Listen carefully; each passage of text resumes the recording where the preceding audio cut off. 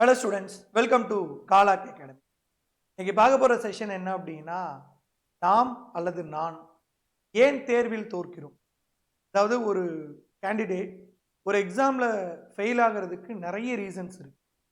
படித்தும் சில பேர் ஃபெயில் ஆவாங்க, அதுக்கும் சில ரீசன்ஸ் இருக்கு. நம்ம சில பொதுவான காரணங்கள் பார்க்க போகிறோம். இந்த மாதிரி காரணங்கள் எப்பவுமே எக்ஸாம் நெருங்கும் போது நம்ம வீடியோவாக போடுவோம். பட் இப்போ என்ன பண்ணுறது அப்படின்னா, இனிமேல் அடுத்து வர்ற தேர்வுகளுக்கும் நீங்கள் அடுத்த ப்ரிப்பரேஷன் பண்ணுறதுக்கு முன்னாடியே இந்த மாதிரி ஒரு வீடியோவை பார்த்துட்டு ப்ரிப்பரேஷன் பண்ணிங்கன்னா கட்டாயம் உங்களுக்கு வெற்றி உறுதியாக கிடைக்கும். நான் பண்ண தவறுகள் எல்லாத்தையும் தான் இப்போ நான் உங்களுக்கு சொல்கிறேன். நான் இதெல்லாம் பண்ணேன், நான் இதெல்லாமே அதுக்கப்புறம் ரெக்டிஃபை பண்ணேன், அதனால் எனக்கு வெற்றியும் கிடைச்சது. இதை தான் உங்களையும் பண்ண சொல்கிறேன். இந்த ஒரு 20 நிமிஷம் அப்படிங்கிறது உங்களோட லைஃப்பில் ஏதாவது ஒரு இடத்துல ஒரு மாற்றத்தை ஏற்படுத்தும். கட்டாயம் பாரு. நாம் ஏன் தேர்வில் தோற்கிறோம். 15 மினிட்ஸ் ஒரு லைஃப் சேஞ்சிங் செஷன் மாதிரி இதை நடச்சு. ஃபர்ஸ்ட் பாயிண்ட் என்ன அப்படின்னா, ஒரு எக்ஸாம் எழுதிட்டு வரீங்க. அந்த எக்ஸாம் எழுதிட்டு வந்த உடனே அந்த எக்ஸாமில் எந்தெந்த கொஸ்டின் நமக்கு தெரியலை, இதை யாராவது நோட் பண்ணுவோம்னா 100ல் 90 பேர் பண்ணுறது. 10 பேர் பண்ணுறாங்க, அந்த 10 பேர் அடுத்த எக்ஸாமில் ஜெயிக்கிறாங்க. இப்போ ஒரு உதாரணம் சொல்லணும் அப்படின்னா, இப்போ வடிவியல் பகுதியில் நான் ஆப்டிடியூடில் தப்பு பண்ணிட்டேன், அதுக்கப்புறமேட்டு திருக்குறள் பகுதியில் நான் தப்பு பண்ணிட்டேன். இது நீங்கள் என்ன பண்ணணும் அப்படின்னா, கடைசி ஒரு 5 எக்ஸாமோட கொஸ்டின் பேப்பரை எடுத்து நீங்கள் பார்க்கும்போது நீங்கள் எதில் உங்களால் பதிலளிக்க முடியலை, எதில் பதிலளிக்க திணறீங்க. இப்போ படித்த டாபிக் படிக்காத டாபிக்னு 2 இருக்கும். இப்போ படித்த டாபிக் ஒரு முகலாயர்கள்னு எடுக்கிறீங்க அப்படின்னா 5 எக்ஸாமில் ஒரு 4 எக்ஸாமில் அதுக்கு பதில் தெரியும். இப்போ நீங்கள் அதை படிக்க தேவையில்லை. 5 எக்ஸாமில் 4 எக்ஸாமில் உங்களுக்கு பதில் தெரியாமல் இருக்குது பார்த்தீங்களா, இல்லை 5 எக்ஸாம்லேயுமே அந்த கொஸ்டின் என்னால் அட்டன் பண்ண முடியல, படித்த மாதிரி ஞாபகம் இருக்குது ஆனால் தப்பாக தான் வருது, அப்படி இருக்கும் பார்த்தீங்களா, அதை முதல் தேர்ந்தெடுங்க. அந்த டாபிக் எல்லாத்தையும் தனியாக ஒரு பேப்பரில் எழுதி வைங்க. ஏன்னா நம்ம ஒரு பழமொழி சொல்லுவோம் இல்லையா, ஒரு பாத்திரத்தில் தண்ணி பிடிக்கிறோம் அப்படின்னா அந்த பாத்திரம் ஓட்டை இல்லாமல் இருக்கணும். அந்த பாத்திரத்தில் இருக்கிற ஓட்டையை அடைக்காமல் நீங்கள் எவ்வளோதான் தண்ணி பிடிக்க நினச்சாலும் அந்த ஓட்டை வழியாக இந்த தண்ணி வெளியே போயிடும் இல்லையா. அதே மாதிரி இந்த ஓட்டை, இந்த ஃப்ளாஸ் அப்படிங்கிறது என்னது, நீங்கள் இந்த மிஸ் பண்ணுற டாபிக். ஸோ ஃபஸ்ட்டு இந்த டாபிக் எழுதி வைங்க. ஏன்னா இந்த டாபிக் தான் அந்த பாத்திரத்தில் இருக்கிற ஓட்டை. இதை நீங்கள் ஃபில் பண்ணால் மட்டும்தான் அந்த பாத்திரத்தில் தண்ணி பிடிக்க முடியும். அதே மாதிரி தான் இந்த டாப்பிக்கில் என்ன மிஸ்டேக் பண்ணுறோம் அப்படின்னு சொல்லி இந்த டாப்பிக்கில் கொஞ்சம் எக்ஸ்ட்ரா கேர் எடுத்து படித்து இந்த டாப்பிக்கில் மிஸ் பண்ணுற கொஸ்டினை ரெக்டிஃபை பண்ணும்போது கட்டாயம் பார்த்தீங்க அப்படின்னா வெற்றி உங்களுக்கு கிடைக்கும். இதை நான் நிறைய இடங்களில் பண்ணது உண்டு. நான் முடிஞ்ச வரைக்கும் பார்த்தீங்கன்னா ஆப்டிடியூடில் மிஸ்டேக் பண்ணிட்டு, அந்த வடிவியல் டாப்பிக்கில் மிஸ்டேக் பண்ணிட்டு இருந்தேன். அதுக்கப்புறம் அதை ப்ராப்பராக ரெக்டிஃபை பண்ணிட்டேன். முக்கியமாக பார்த்தீங்கன்னா எனக்கு ஃபார்முலா மறக்க ஆரம்பிச்சது. அப்புறம் நான் என்ன பண்ணுவேன்னா, எக்ஸாமுக்கு ஒரு முந்தின நாள் உட்காந்து மறுபடியும் எல்லா ஃபார்முலாவையும் ஏதாவது ஒரு நேரம் திடீர்னு சொல்லி பார்ப்பேன். அந்த ஃபார்முலா எனக்கு ஞாபகம் வருதா, சம்மந்தமே இல்லை ஒரு சாப்பிட்ற நேரத்தில் அந்த ஃபார்முலாவை ஞாபகப்படுத்துவேன், ஞாபகம் இருக்கா, அப்படி ஞாபகம் வந்துச்சுன்னா வெல் அண்ட் குட். ஸோ இதை நீங்கள் செஞ்சு பார்த்தீங்க அப்படின்னா ஒரு வெற்றிக்கு ஒரு படி நெருக்கமாக போகிறீங்க அப்படின்னு இருக்கும். இது எல்லாருக்கும், இப்போ ஒரு சில பேருக்கு பாலிட்டி வீக்காக இருக்கும், ஒரு சில பேருக்கு ஹிஸ்ட்ரி வீக்காக இருக்கும். ஸோ உங்களுக்கு எது வீக் பாயிண்ட் அப்படிங்கிறத இந்த ஒரு கடைசி ஒரு 5 கொஸ்டின் பேப்பர் எடுத்து பார்த்தீங்கன்னா உங்களுக்கு ஒரு ஐடியா கிடைச்சிரும்.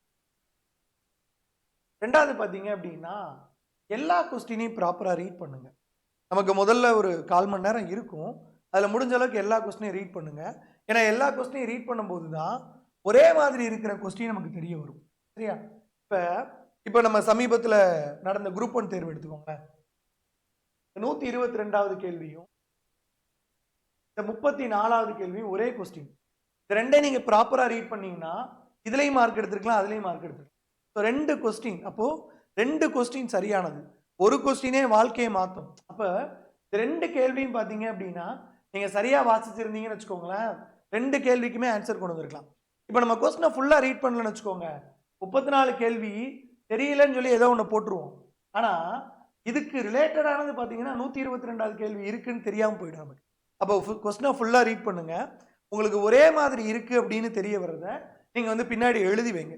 அந்த ஸ்பேஸ் ஃபார் ரஃப் ஒர்க்குன்னு கொடுத்துருப்பாங்கள்ல, அதில் எழுதி வைங்க. உதாரணத்துக்கு பார்த்தீங்க அப்படின்னா, இப்போ நடந்த குரூப் 1 தேர்வு, இது என்னோடய ஷீட்டு, நீங்கள் நம்ப மாட்டீங்க, இது என்னோட கொஸ்டின் பேப்பர். இந்த கொஸ்டின் பேப்பரில் பார்த்தீங்க அப்படின்னா நான் எல்லாத்தையுமே எழுதி வச்சுருப்பேன். இந்த இடத்துல குறிப்பிட்டிருப்பேன் பாருங்கள், 124 34 சேம், 122 34 சேம் அப்படின்னு எழுதியிருந்தேன். இந்த இடத்துல 122ம் 34ம் சேமாக இருக்குது அப்படின்ட்டு. அப்படி நீங்கள் எழுதி வைக்கும்போது 2 கேள்வியிலையும் உங்களுக்கு சரியான பதில் கிடைக்க வாய்ப்பு இருக்குது. சில எக்ஸாமில் பார்த்தீங்கன்னா 3 கொஸ்டின் ஒரே மாதிரி இருக்கும், 4 கொஸ்டின் ஒரே மாதிரி இருக்கும். அதெல்லாம் பார்த்தீங்கன்னா நமக்கு எக்ஸ்ட்ரா மார்க் மாதிரி தானே. அப்போ இதை நீங்கள் கொஞ்சம் ப்ராப்பராக பண்ணுங்க. என்ன பண்ணணும், எல்லா கொஸ்டினையும் ரீட் பண்ணி ஒரே மாதிரி இருக்கிற கேள்விகளை கொஸ்டின் நம்பர் என்ன அப்படிங்கிறதோட அந்த ஸ்பேஸ் ஃபார் ரெஃபர் இருக்கு இல்லையா, அதில் குறித்து வைங்க.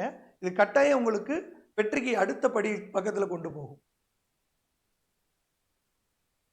அடுத்தது கரெக்ட் ஆர் இன்கரெக்ட் பேர். இப்போ நமக்கு தேர்வு எழுதும் போது நமக்கு இருக்கிற பிரச்சனை என்னன்னா, அந்த கொஸ்டினுக்கு பதில் நமக்கு தெரியும், ஆனால் அவன் கொஸ்டின்ல கேட்டிருக்கிறது சரியான தேர்வா இல்லை தவறான தேர்வா, சரியான இணையா இல்லை தவறான இணையா, சரியான கூற்றுகளா தவறான கூற்றுகளா, இதுல கேர்லெஸ் மிஸ்டேக்ஸ் நிறைய பேர் பண்றோம். இப்போ நம்ம ஸ்டூடெண்டே நிறைய பேர் பண்ணாங்க. இதுல பண்ணும்போது நீங்க அந்த டாபிக் படிச்சும் அந்த ஃப்ளா எல்லாம் அடைச்சும் அதுக்கு நீங்க எல்லாம் ரெடி பண்ணிட்டீங்க, ஆனா இந்த இடத்துல வந்து மாட்டிக்கிறீங்க. ஸோ ஒரு கொஸ்டின் ரீட் பண்ணும்போது பொறுமையா ரீட் பண்ணுங்க. கரெக்ட் பேரா இன்கரெக்ட் பேரா அப்படிங்கிறத நல்லா பாருங்க. பார்த்துட்டு அதுக்கப்புறம் அந்த கொஸ்டினுக்கான பதிலை பாருங்க, சரியா? ஏன்னா நம்ம தப்பா நினைக்கிறது அங்க ஆப்ஷன்லேயே இருக்கும். ஸோ அதனால நம்ம வந்து இதை சரியா ரீட் பண்றது ஃபர்ஸ்ட் ஸ்டெப்பு. இதுக்கப்புறம் தான் நம்ம படிச்சதை உள்ள அப்ளை பண்ணி பார்த்துட்டு எந்த பேர் கரெக்ட் எந்த பேர் தப்புன்னு பார்க்க போறோம். ஸோ 3வது பாயிண்ட் கரெக்ட் இன்கரெக்ட் பேர், இல்லைன்னா கரெக்ட் ஸ்டேட்மெண்ட் இல்லைன்னா இன்கரெக்ட் ஸ்டேட்மெண்ட், இதை பார்க்கணும். 4வது ஒரே கேள்வியில் அதிக நேரம் செலவிடாது. ஏன்னா இது இந்த இன்புட் எப்போ எடுத்தேன்னா இப்போ நடந்த குரூப் 1 எக்ஸாம். சார் கடைசி எனக்கு நேரம் பத்தலை, ஏன்னா ஸ்டேட்மெண்ட் டைப் கொஸ்டின் நிறையா இருந்ததுனால அதையே நான் ரீட் பண்ணிகிட்டே உட்காந்துட்டேன். ஸோ அதுக்கு தான் சொல்லுவாங்க, நீங்கள் ஒரு கொஸ்டின் பேப்பரை ஃபுல்லாக முதல்ல ஒரு 1/4 மணி நேரத்தில் ஃபுல்லாக ரீட் பண்ணி பார்த்துட்டிங்கன்னா உங்களுக்கு தெரிஞ்சிடும் கொஸ்டின் பேப்பர் எப்படி கேட்டிருக்கிறான் அப்படின்னு. ஸோ அதை வச்சு ஒரே கேள்வியில் ரொம்ப நேரம் செலவிடாதீங்க. ஏன்னா நமக்கு 200 கேள்விகள் இருக்குது. 200 கேள்விகளில் இது நிறைய பேர் நடைமுறையில் உணர்ந்திருப்பீங்க. சில நேரம் படிக்காத டாப்பிக்லேருந்து மார்க் வந்திருக்கும், பார்த்துருக்கீங்களா? அதனால ஓரளவு நீங்கள் அந்த கொஸ்டின் பேப்பரை ரீட் பண்ணுற அளவுக்காக டைம் வச்சுக்கோங்க. ஏன்னா ஒரே கொஸ்டினை நீங்கள் செலவிட்டீங்கன்னா அடுத்து வர ஒரு 10 கொஸ்டினுக்கு கொஸ்டினை ரீட் பண்ணாமலே ஏஏவா பிபிபியா போட்டுட்டு வருவீங்க. அதனால ஒரு கொஸ்டின் நீங்கள் படிக்காத டாப்பிக்ல இருந்தால் கூட நீங்கள் ஒரு டைம் ரீட் பண்ணும்போது அதில் ஒரு க்ளூ கிடைக்கலாம் உங்களுக்கு. ஸோ அதுக்காக தான் சொல்கிறேன். இல்லைனா இந்த 122 34 ஒரே மாதிரி இருந்த மாதிரி நீங்கள் கடைசியாக படிக்க நேரம் இல்லாத ஒரு கொஸ்டினில் கூட அப்படி வரலாம்ல, ஒரே கொஸ்டின் பின்னாடி இருந்து முன்னாடி இருக்கலாம்ல. அதனால எல்லா கொஸ்டினையும் ஈக்குவலாக ட்ரீட் பண்ணுங்க. ஸோ அதனால் முதல்ல கொஸ்டினை ப்ராப்பராக ரீட் பண்ணுங்க. 200 கேள்விகளும் முடிஞ்ச அளவுக்கு ஒரு தடவை வாசித்து பதில் எழுதுகிற மாதிரி பார்த்துக்கோங்க. அடுத்து தெரியாத கேள்வியை கடைசியாக குறிங்க. இது வந்து ஏற்கனவே சொன்ன பாயிண்டோட கண்டினியூவேஷன் தான். ஏன்னா நமக்கு ஒரு தெரியாத கேள்வி அப்படிங்கிறப்ப அதோடைய லிங்க் அடுத்த ஒரு கேள்வியில் எங்கேயாவது கிடைக்கலாம். ரெண்டாவது இந்த கேள்வி தெரியலை அப்படிங்கிறதுனால இதை நீங்கள் குறித்து எந்த பிரயோஜனம் ஆக போகிறது. ஸோ தெரியாத கேள்வியை கடைசியாக குறிங்க. இதை ஏன் சொல்கிறேன் அப்படின்னா, தெரியாத கேள்வியில் நீங்கள் நேரம் செலவிடும் போது அடுத்த தெரிஞ்ச கேள்வியை படிக்கிறதுக்கு டைம் இருக்காது. ஸோ தெரியாத கேள்வி தெரியலையா, அவ்வளோதான், கடைசியாக அதோட நேரத்தை செலவிட்டா போதும். அடுத்து கிளியர் ஸ்டடி டேட்டா, படிப்பதை தெளிவாக படிக்கணும். ஏன் இதை இப்போ சொல்கிறேன்னா, இப்போ வர்ற டிஎன்பிசி முன்னாடி பார்த்தீங்க அப்படின்னா ஒரு ஸ்கீம் இருக்குது அப்படின்னா அந்த ஸ்கீமோட வருடம் கேட்பான், இல்லைன்னா அந்த ஸ்கீம் தொடங்கப்பட்ட இடம்னு கேட்பான். ரொம்ப ரேராக போனால் அந்த ஸ்கீமோட பெனிஃபிஷரிஸ் யாருன்னு கேட்பான். ஆனால் உங்களுக்கு ஞாபகம் இருக்குமான்னு தெரில, 2021 டிஎன்பிஎஸ்சி பேட்டர்ன் சேஞ்ச் ஆகுது. ஒரு முறை சத்தியவாணி முத்தம்மையார் இலவச தையல் இயந்திரம் வழங்கும் திட்டம், அந்த திட்டத்தை பற்றி ஒரு கேள்வி கேட்டிருக்காங்க. 4 ஸ்டேட்மெண்ட் கொஸ்டின்.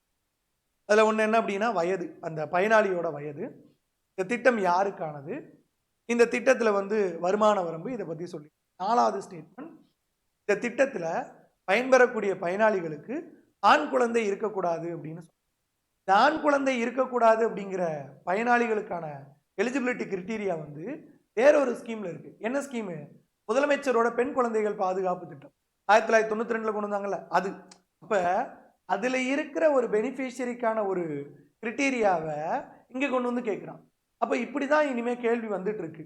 இப்போ கூட பார்த்தீங்க அப்படின்னா நிறைய ஸ்டேட்மெண்ட் கொஸ்டினில் நிறைய ஸ்கீமில் ஸ்டேட்மெண்ட் டைப் கொஸ்டின்ஸ் வந்து. அதனால் நீங்கள் படிக்கிறத இனிமேலாவது கொஞ்சம் கிளியர் கட்டான டேட்டாவோட படிங்க. ஒரு உதாரணம் சொல்கிறேன். இப்போ தேசிய கல்விக் கொள்கை 1986, இது என்ன பேரில் இந்த ரிப்போர்ட்டை சப்மிட் பண்ணாங்க அப்படின்னா challenges of education a policy perspective. So இது ஒரு உதாரணம் தான், இதை மாதிரி நிறைய இருக்குது. Challenges of education a policy perspective. இந்த மாதிரி ஒவ்வொரு கேள்வியுமே நீங்கள் அனலைஸ் பண்ணி படிக்கும்போது உங்களுக்கு அந்த ஸ்டேட்மெண்ட் டைப் கொஸ்டினில் மார்க் இழக்கிறது குறையும். ஏன்னா நீங்கள் அந்த டாபிக் படிச்சிருப்பீங்க, படிச்சிருந்தாலும் அந்த ஸ்டேட்மெண்ட்டில் கேட்கும்போது நீங்கள் வாட் இஸ் வாட்னு படிக்கும்போது ஸ்டேட்மெண்ட்டில் புதுசாக ஒரு விஷயம் ஆட் பண்ணும்போது அந்த டாபிக் ஏற்கனவே நீங்கள் படிக்க செலவிட்ட நேரம் இருக்குல்ல, அதுவும் வேஸ்ட் ஆன மாதிரி ஆகிடும். அதனால் ஒரு டாபிக் முடிஞ்ச வரைக்கும் ஃபுல்லாகவே படிங்க. நான் அதுக்கு தான் சொல்லுவேன், சில ஏரியாஸ் வந்து மெயின்ஸுக்கு படிக்கிற மாதிரியே படிங்க. ஏன்னா மெயின்ஸில் நம்ம வந்து எழுதணும் இல்லையா, இப்போ பாயிண்ட்ஸ் வேணும், அதே மாதிரி படிங்க, ப்ரிலிம்ஸ்க்கு யூஸ்ஃபுல்லாக இருக்கும். அடுத்து இந்த டாபிக் மிஸ் மேட்ச் ஆகுறது, அது கண்டென்ட் வந்து கிளியர் இல்லாமல் இருக்குது. இப்போ கரும்பலகை திட்டம் 1986, உங்கள் ஸ்கூல் புக்கில் 92ன்னு போட்டிருப்பான், பட் கரும்பலகை திட்டம் 86 தான் கரெக்ட். சுதேசமுத்திரன் வந்து 82, சரியா? உங்கள் ஸ்கூல் புக்கில் 1891ன்னு போட்டிருக்கும். இந்த மாதிரி டேட்டா ஸ்கூல் புக்கில் இருக்கிறது அப்படியே உருட்டு மனப்பாடம் பண்ணி நம்பாமல் நம்மளும் இந்த டேட்டாவை கிராஸ் செக் பண்ணணும். நீங்கள் அப்படி ஒவ்வொரு இடமா கிராஸ் செக் பண்ணும்போது தான் இந்த டேட்டா மறக்காமல் இருக்கும், இல்லைன்னா இந்த டேட்டா மறந்துடும். அதனால் ஒரு எக்ஸாமோட கிளியர் கட்டான டேட்டா அப்படிங்கிறது ரொம்ப முக்கியம். இது நம்ம படிச்சிருந்தோம் அந்த டாப்பிக்கில் ஃபுல் மார்க் வாங்க வழிவகை செய்யும். ரெண்டாவது பார்த்தீங்க அப்படின்னா, இப்போ டிஎன்பிஎஸ்சி படிக்கிற மக்கள் எஸ்எஸ்சி ரயில்வேலாம் எழுதுவீங்கல்ல, அப்போ நம்ம ஸ்கூல் புக்கில் ஒரு தப்பான டேட்டா இருந்துச்சு அப்படின்னா அது நீங்கள் எஸ்எஸ்சியில் சொல்ல முடியும். ஏன்னா அவன் சரியான டேட்டாவை கொடுத்துருவோம். நம்ம ஸ்கூல் புக் படி நீங்கள் 92ம்பீங்க, ஆனால் உண்மையிலே 86 பாலிசியிலே சொல்லப்பட்டது கரும்பலகை திட்டம். 1986 பாலிசியில் சொல்லப்பட்டு 87 நடைமுறைக்கு வந்துருச்சு. 92ல் என்னாச்சு அப்படின்னா இதை வந்து எக்ஸ்டெண்ட் பண்ணாங்க. 86ல் பிரைமரி ஸ்கூல் இருந்துச்சு, 92ல் அப்பர் பிரைமரிக்கு எக்ஸ்டெண்ட் பண்ணாங்க. அதுதான் நடந்துச்சு. அதே மாதிரி சுதேசமுத்திரன் 1882 அவங்களோட அஃபீஷியல் வெப்சைட்ல இது வந்து கொடுத்துருக்குறாங்க. ஈவன் சொல்கிறேன், டிஎன்பிஎஸ்சி ஒரு முறை கொஸ்டின்லேயே 1882 தொடங்கப்பட்ட சுதேசமுத்திரனே கொடுத்துருந்தாங்க. சப்போஸ் சுதேசமுத்திரன் 82 அப்படிங்கிறது கரெக்ட் தான். இப்போ இந்த மாதிரி டேட்டாவை நீங்கள் படிக்கும் போதே கொஞ்சம் கிராஸ் செக் பண்ணிக்கோங்க. அடுத்து பார்த்தீங்க அப்படின்னா real time approach of scheme. இப்போ நம்ம சொல்கிறோம் இல்லையா, இப்போ ஒரு திட்டம் இருக்குது அப்படின்னா சார் எல்லா திட்டத்தையும் நான் எப்படி வந்து பயனாளிகள் முதற்கொண்டு எல்லாமே ஞாபகம் வச்சுக்கிறேன். ஒரு 5 நாளைக்கு முன்னாடி நான் இருக்கிறது வந்து சாத்தூர் தொகுதி. சாத்தூர் தொகுதியில் பார்த்தீங்க அப்படின்னா மாண்புமிகு விருதுநகர் மாவட்ட ஆட்சியர் திரு ஜெயசீலன் அவர்கள் தலைமையில் உங்களை தேடி உங்கள் ஊரில் திட்டம் போன புதன்கிழமை நடந்துச்சு. ஸோ உங்களை தேடி உங்கள் ஊரில் திட்டம் அப்படிங்கிறது புதன்கிழமை காலையில் 9 மணிக்கு ஆரம்பித்து வியாழக்கிழமை காலையில் 9 மணி வரைக்கும்.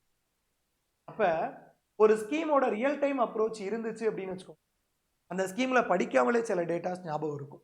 அப்போ உங்கள் ஊரில், ஏன்னா கரெக்டாக எப்படி பார்த்தாலும் உங்களுக்கு எல்லா ஊருக்கும் இப்போ ஒரு ஃபேஸ்புக் பேஜ் இருக்குது, ஒரு வாட்ஸ்அப் குரூப் இருக்குது, ஒரு டெலிகிராம் பேஜ் இருக்குல்ல, அப்போது அந்த பேஜ்லேயே போடுறான் இப்போ இந்த தேதியில் இந்த ஸ்கீம் நடக்குன்னு. ஒரு அரை மணி நேரம் செலவு பண்ணி போய் என்ன நடக்குன்னா தெரிஞ்சுக்கிட்டீங்கன்னா, இப்போ இந்த உங்களை தேடி உங்கள் ஊரில் திட்டமில் ஒரு சில விஷயங்கள் எனக்கு மறக்கலை. அதே மாதிரி இப்போ நீங்கள் ஒரு பிஎஸ்சிக்கோ ஒரு ஜிஹெச்சுக்கோ போகிறீங்கன்னா அங்கே வந்து ஹெல்த் சிஸ்டம் தொடர்பாக நிறைய டேட்டா இருக்கும். இப்போ இந்த கோட்பா ஆக்ட் இருக்குல்ல, இது வந்து எல்லா ஸ்கூல் வாசல்லையும் எழுதியிருப்பாங்க, அதே மாதிரி எல்லா கவர்மெண்ட் ஹாஸ்பிட்டலையும் எழுதியிருப்பாங்க. அதே மாதிரி கல்வி தொடர்பான திட்டங்கள் நீங்கள் ஸ்கூலில் பார்த்தீங்கன்னா சர்வசிக்ஷா அபியானுக்கு முன்னாடி ஒரு பெயிண்டிங்கே போட்டிருந்தாங்க பார்த்தீங்களா, ஒரு பென்சிலில் முன்னாடி ஒரு பெண் குழந்தை பின்னாடி ஒரு ஆண் குழந்தை, 2001 அப்படிங்கிற வருடம்லாம் போட்டிருந்தால. இப்போ இந்த சர்வசிக்ஷா அபியான் 2001 அப்படிங்கிறது அது ரியல் டைமாக பார்க்கும்போது நமக்கு மறக்கிறது இல்லை இல்லையா. அதே மாதிரி இந்த மாதிரி நிறைய ஸ்கீம்ஸ் வந்து நீங்கள் நடைமுறையில் பார்க்குற மாதிரி தான் இருக்கும். அதை நீங்கள் பார்த்து ஒரு தடவை புரிஞ்சுக்கிட்டீங்கனாலே போதும். நீங்கள் பேப்பரில் படிக்கிறத விட ரியல் டைம் போய் பார்க்கும்போது அதோட வேல்யூ இன்னும் அதிகமாகும், உங்களுக்கு இன்னும் நல்லா புரியும். இதை செஞ்சு பாருங்கள், கட்டாயம் உங்களுக்கு ஒரு மாற்றம் வரும். இது மட்டும் இல்லை, இது மாதிரி நிறைய ஸ்கீம் இருக்குது. இதே மாதிரி நீங்கள் படிக்கிற ஒன்னொன்னையுமே ரியல் டைமில் அப்ளை பண்ணி பார்க்கணும். ஏன்னா இப்போது எக்கனாமிக்ஸ் வந்து நிறைய பேர் புரியாது அப்படிம்பாங்க. இந்த எக்கனாமிக்ஸை பார்த்தீங்க அப்படின்னா ஒரு ஆடிட்டர்கிட்டயோ நீங்கள் நிறைய பேர்கிட்ட பேசும்போது பாருங்களேன், அவங்க சொல்கிற விஷயங்கள் மறக்காது. அதனால் படிக்கிறீங்க, அது ரியல் டைமில் அப்ளை பண்ணி பார்க்குறீங்க, இல்லைனா அது தொடர்பாக இருக்கிறவங்ககிட்ட ஒரு டிஸ்கஷனாவது பண்ணி பாருங்கள். அடுத்து 8வது, எந்த கேள்வி வரும் அப்படிங்கிற கணிப்பு. இது மட்டும் ஒரு மாணவருக்கு சரியாக இருந்தது அப்படின்னா கட்டாயம் அவருக்கு வெற்றிக்கு நெருக்கமாகவே போகிறார்னு அர்த்தம். சரி, இது என்ன நம்ம ஜோசியக்காரங்களா, நம்ம கணிக்க முடியுமா அப்படின்னா அதுக்கு ஒரு வழி சொல்கிறேன். ஒரு ஞாபகம் இருக்கும்னு நினைக்கிறேன். நான் பெய்டு கிளாஸில் சொன்ன வார்த்தை எதையுமே மறுக்க முடியாது. ஏன்னா மாணவர்களும் என்னோட பெய்டு கிளாஸ் ஸ்டூடெண்ட்ஸும் பார்ப்பீங்கள்ல, எதையுமே என்னால் மறுக்க முடியாது. 1970 அந்த டைமில் தொடங்கப்பட்ட ஸ்லம் கிளியரன்ஸ் போர்டு, குடிசை மாற்று வாரியம் 2021 பெயர் மாற்றம் செஞ்சாங்க. அர்பன் ஹேபிட்டட் டெவலப்மெண்ட் போர்டு அப்படின்னு அந்த ஸ்கீம் நடத்தணும்னே நான் சொன்னேன். இது எப்படினாலும் பார்த்தீங்கன்னா ஒரு 3 வருஷத்துல கொஸ்டின்ல இருக்கும் அப்படின்னு சொல்லி. இன்னும் வீடியோவே இருக்கு, மறுக்க முடியாது. அந்த கொஸ்டின் 2022ல குரூப் 2ல கேட்டான். அதுக்கப்புறம் வந்த ஒரு எக்ஸாம்லயும் கேட்டான். அந்த கொஸ்டின் இது வரைக்கும் 3 தடவை கேட்டிருக்கான். சரியா? இந்த மாதிரி நம்ம படிக்கிற விஷயங்கள் இது நம்ம எல்லாத்துக்கும் பண்ண முடியுமா அப்படின்னா, கரண்ட் அஃபேர்ஸ் படிக்கும்போது அது தொடர்பான உள்ள டாபிக் நமக்கு இப்போ பிசிக்ஸ்ல இருக்கா, பிசிக்ஸை படிங்க. எக்கனாமிக்ஸ்ல இருக்கா, எக்கனாமிக்ஸை படிங்க. இது ஞாபகம் இருக்கான்னு தெரியல. அஞ்சலையம்மாள் இருக்காங்கல்ல, அஞ்சலையம்மாள் பத்தி கேள்வி வந்திருந்தது. அப்ப நான் என்ன சொன்னேன் அப்படின்னா, இந்த அஞ்சலையம்மாளோட பையன் வந்து இறந்து போறாரு சமீபத்துல 2020ல. அப்ப அஞ்சலையம்மாளை பத்தி கேள்வி கேட்க வாய்ப்பு இருக்கு. ரெண்டாவது பாத்தீங்க அப்படின்னா, ஒரு பிரைவேட் ஒரு கட்சி, அந்த கட்சியோட மீட்டிங்லையும் அஞ்சலையம்மாளோட புகைப்படம் இருந்தது. அப்ப நிறைய பேர் சமூக வலைதளங்கள்ல பேசிட்டு இருந்தாங்க அஞ்சலையம்மாளை பத்தி. ரெண்டாவது பாத்தீங்கன்னா, இப்போ ரீசெண்டா குரூப் 1ல கேட்டிருந்தால பாபு சார் ஜெகஜீவன் ராம் சத்ரவாஸ் யோஜனா அப்படின்னு. இந்த ஸ்கீம் ஏன் கேட்டான் அப்படின்னா, 20/10/2022ல இந்த ஸ்கீமை வந்து வேறொரு ஸ்கீம் கூட மர்ஜ் பண்ணாங்க. அஜய் யோஜனான்னு சொல்லுவாங்க. அந்த வேறொரு ஸ்கீமோட மர்ஜ் பண்ணாங்க. அப்ப இது வந்து இப்ப கட்டாயம் கேட்பாங்க அப்படின்னு தெரிஞ்சு வச்சுக்கோ. இப்ப இது நமக்கு பாலிசி நோட்லயும் இருக்குது, மர்ஜ் பண்ணவும் செஞ்சிருக்கிறாங்க. இந்த மாதிரி கரண்ட் அஃபேர்ஸ் அப்படிங்கிறது ஒரு பெரிய பேஸ். அந்த கரண்ட் அஃபேர்ஸை வச்சு நம்ம சிஏல இருக்கிற கொஸ்டின் மட்டும் சொல்லக்கூடாது, வேற ஏதாவது ஒரு டாபிக்ல இருக்க கொஸ்டினும் நம்ம கணிக்க முடியும். இப்போ கரண்ட் அஃபேர்ஸ்ல இருந்து ஹிஸ்டரியில இருக்கிற ஏதாவது ஒரு கொஸ்டின் நம்ம கணிக்கலாம்ல, இப்போ ஐஎன்எம்ல இருக்க ஏதாவது ஒரு கொஸ்டின் நம்ம கணிக்கலாம்ல, அதை தான் சொல்ல வர்றது. இப்போ கரண்ட் அஃபேர்ஸ்ல இருந்து எந்த கொஸ்டின் வரும் அப்படிங்கிறத கணிக்க தெரிஞ்சுக்கணும் முதல். இது வந்து நீங்க அந்த கரண்ட் அஃபேர்ஸ்ல எவ்வளோ டெப்தா படிக்கிறீங்க அப்படிங்கிறத பொறுத்து. முடிஞ்ச அளவுக்கு கரண்ட் அஃபேர்ஸ் படிக்கும்போது கொஸ்டினை மட்டும் படிக்காதீங்க. அதாவது இப்போ நிறைய பேர் கொஸ்டினா நடத்துவாங்கல்ல, அப்படி நீங்க படிக்காதீங்க. ஒருவேளை நீங்க கொஸ்டினா படிச்சா கூட அந்த கொஸ்டினுக்குள்ள இருக்கிற டேட்டாவை ரொம்ப அனலைஸ் பண்ணி படிங்க. இப்படி படிச்சீங்கன்னு வச்சுக்கோங்களேன், முக்கால்வாசி நிறைய கொஸ்டின் உங்களால கனெக்ட் பண்ண முடியும். அதுக்காக சொல்றேன். இப்போ 8வது பாயிண்ட். இதை தாண்டி பார்த்தீங்க அப்படின்னா ஓஎம்ஆர், இதுக்கப்புறம் சொல்றது ஜெனரலான விஷயங்கள். ஃபர்ஸ்ட் வந்து ஓஎம்ஆர்ல தப்பு பண்ணாங்க. நீங்க எவ்வளவுதான் படிச்சிருந்தாலும் என்னதான் இப்போ நம்ம சொன்ன 8 பாயிண்ட்டும் ப்ராப்பரா பண்ணியிருந்தாலும் ஓஎம்ஆர்ல தப்பு பண்ணாங்க. ஏன்னா ஓஎம்ஆர்ல தப்பு பண்றீங்க அப்படிங்கிற பட்சத்தில் 0.5 மார்க் குறைய வாய்ப்பு இருக்கு. 1 மார்க் அப்படிங்கிறது பெரிய விஷயம் இல்லையா? ரெண்டாவது, உங்களோட பேப்பரே இன்வாலிடா போக வாய்ப்பு இருக்கு. அப்போ இன்வாலிட் ஆயிடுச்சுன்னு வச்சுக்கோங்களேன், நீங்க அந்த 2 வருஷம் 3 வருஷம் போட்ட எஃபர்ட், இன்னும் சொல்லணும் அப்படின்னா நிறைய பேர் வருத்தப்படுவாங்க, சார் அந்த எக்ஸாம் நான் ரொம்ப சூப்பரா பண்ணியிருந்தேன், இன்வாலிட் ஆயிடுச்சு. அப்போ நீங்க நம்ம நேரம் அப்படி நடந்துரும். நீங்க நல்லா பண்ண தேர்வு இன்வாலிட் ஆயிடும் பேப்பர். அப்படி ஆகக்கூடாது இல்லையா? அப்போ ஓஎம்ஆர் ஃபில் பண்ணும்போது கொஞ்சம் கவனத்தோட ஃபில் பண்ணுங்க. இதெல்லாம் தாண்டி எல்லாரும் சொல்ற மாதிரி நானும் சொல்றேன், ப்ரீவியஸ் இயர் கொஸ்டின் பேப்பர் இது ஒரு அட்சய பாத்திரம் மாதிரி. எப்பயுமே ப்ரீவியஸ் இயர் கொஸ்டின் பேப்பர் படித்த ஒரு மாணவர் தேர்வுல தோற்றதா சரித்திரமே கிடையாது. இந்த ப்ரீவியஸ் இயர் கொஸ்டின் பேப்பரை அனலைஸ் பண்ண தெரிஞ்சுக்கும். நம்ம அடுத்த வாரத்துல இருந்து ஃபுல் பிளட்ஜா ப்ரீவியஸ் இயர் கொஸ்டின் பேப்பர் வந்து போட ஆரம்பிக்க போறோம். ஏற்கனவே போட்டிருக்கிறேன், இருந்தாலும் சொல்றேன். இந்த ப்ரீவியஸ் இயர் கொஸ்டின் பேப்பர் நீங்க எப்போ படிக்க ஆரம்பிக்கிறீங்களோ, அதை அனலைஸ் பண்ண ஆரம்பிக்கிறீங்களோ, அப்பயே பார்த்தீங்க அப்படின்னா நீங்க ஒரு ஆஃபீஸர் ஆக போறீங்கன்னு தான் அர்த்தம். ப்ரீவியஸ் இயர் கொஸ்டின் பேப்பர் எப்போ டச் பண்றீங்களோ அப்பயே நீங்க ஒரு ஆஃபீஸர் ஆக போறீங்க. இந்த ப்ரீவியஸ் இயர் கொஸ்டின் பேப்பருக்கும் உங்களுக்கும் தூரம் அதிகமா இருந்தா வெற்றிக்கும் உங்களுக்கும் தூரம் அதிகமா இருக்கும். இந்த ப்ரீவியஸ் இயர் கொஸ்டின் பேப்பருக்கும் உங்களுக்கும் எவ்வளோ நெருக்கமாகுதோ அவ்வளோ நெருக்கம் வெற்றிக்கும் உங்களுக்கும் கிடைக்கும்.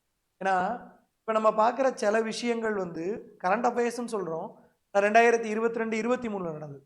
அப்போது இந்த ப்ரீவியஸ் இயர் கொஸ்டின் பேப்பரில் அது ஏதாவது ஒரு தேர்வில் கேட்க வாய்ப்பு இருக்குது. ஸோ கரண்ட் அஃபேர்ஸ் கூட இதில் கவர் ஆகும் அப்படின்னு சொல்கிறேன். இது எல்லாமே ஒரு நல்லா படித்த மாணவர் அவர் ஏன் தேர்வில் தோற்று போறான்னு அவர் அடிக்கடி கேட்பார் இல்லையா? அதற்கான பதில் தான் இது. இது வந்து நான் ப்ராக்டிக்கலாக பண்ணி பார்த்தேன், எனக்கு நிறையவே யூஸ்ஃபுல்லாக இருந்துச்சு. இது எல்லாமே ஒரு மாணவர் படித்து அவர் முழுமையாக வெற்றி அடையணும் அப்படிங்கிறதுக்காக நம்ம சொல்கிற விஷயம். தேர்வுகளுக்கு முழுசாக படிச்சுட்டு போங்க. நான் சொன்ன இது எல்லா விஷயத்தையும் ஃபாலோ பண்ணுங்க, கட்டாயம் உங்களுக்கு வந்து வெற்றி கிடைக்கும். ஏன்னா நான் எப்பவுமே சொல்கிறதான், எல்லாருமே வெற்றியாளராக தகுதி இருக்கிறவங்க. ஸ்கூலில் நல்லா படிச்சிருப்பான், ஆனால் கவர்மெண்ட் எக்ஸாமில் எந்த வேலையும் கிடைக்காது. ஸ்கூலில் ரொம்ப பார்டரில் பாஸ் பண்ணியிருப்பான், ஆனால் பார்த்தீங்கன்னா கவர்மெண்ட்டில் நல்ல போஸ்டிங்கில் இருக்கும். அதனால் நீங்கள் ஸ்கூலில் படித்ததோ அதுக்கப்புறம் படிக்கிறதோ மேட்டரே கிடையாது. உள்ளே வந்ததுக்கப்புறம் என்னென்ன பண்ணுறீங்க, அதை எப்படி சரியாக எக்ஸிக்யூட் பண்ணுறீங்க. அதனால் இது எல்லாத்தையுமே சரியாக பண்ணுங்கள். எப்போவுமே நம்ம தேர்வுக்கு ஒரு 4 நாளைக்கு முன்னாடி தான் இந்த மாதிரி வீடியோ போடுவோம். இப்போ போட்டிருக்கேன்னா இன்னும் குரூப் 2 நோட்டிஃபிகேஷன் வரல. ஸோ குரூப் 2க்கு இதை ஃபாலோ பண்ணுங்கள், குரூப் 4க்கும் இதை ஃபாலோ பண்ணுங்கள். கட்டாயம் உங்களுக்கு வெற்றி கிடைக்கும். நன்றி.